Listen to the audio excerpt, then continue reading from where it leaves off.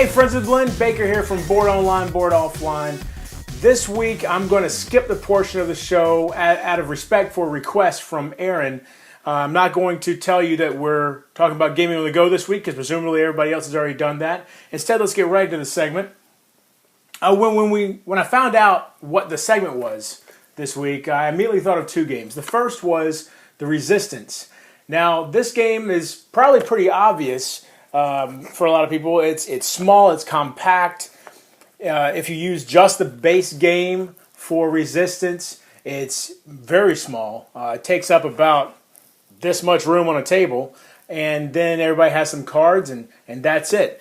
And the best part about this game is you can get non-gamers and gamers alike to enjoy this because really the rules take about 10 minutes to explain if you're slow at explaining rules. Otherwise, you can probably get done in about 5. And the game itself, I mean, the box says 30 minutes.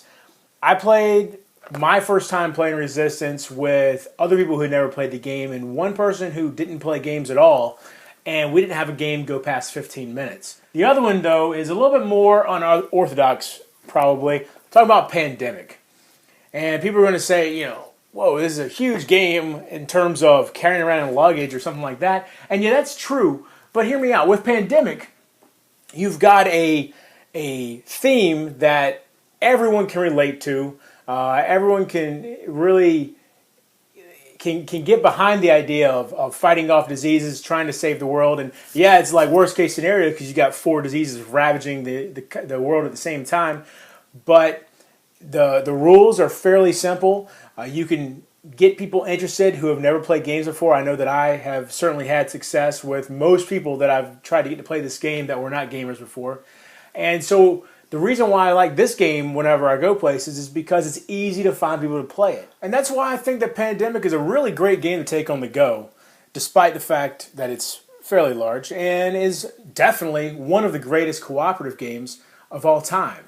So, with that being said, oh, hey, Z, hey, I'm just filming my segment for Blender. One of the greatest? Well, yeah. No. Yeah, it is the greatest. Well, come on now. There's Dead of Winter, Shadows over Camelot, Forbidden Desert, Forbidden Island. There's lots of great cooperative games. No. Yes, there are. It is the greatest because it is I know it's the your one favorite. that has the best weight to length ratio. Yeah. It scales the best, gives you the best puzzle. It does scale very well. It is a good puzzle. Baker, you do remember who edits these videos together, don't you? Really? That's where we're going with this?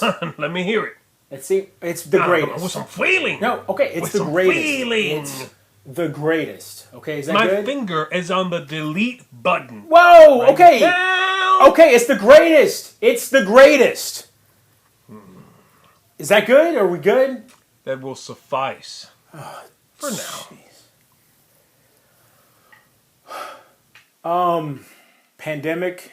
That's why Pandemic is the greatest game for any reason at any time. Yeah. Until next time, if you're bored online, board offline.